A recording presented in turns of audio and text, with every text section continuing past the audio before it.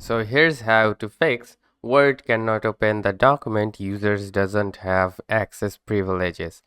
So if you're facing this problem, so let's get started with the solution. All right. So first of all, you need to select any of the Word file that is showing this problem. So you need to select that, right click on it, and you will get the properties option. So select the properties. All right. Then from here, you need to select the security option on the upper side. Then simply go with this option called advanced beside this for spatial permission or advanced settings option. So you need to select that one, and then again you need to tap on add. All right. So select the add. And now simply go with the select a principal, guys. Tap on this option.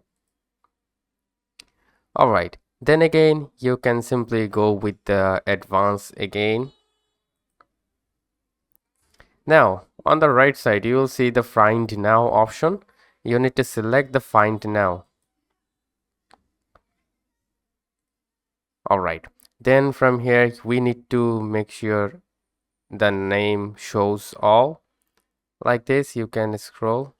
From the list, you need to find out authenticated users. All right. So here is the authenticated users. You need to select that. Tap on OK then. All right. Then again, tap on OK.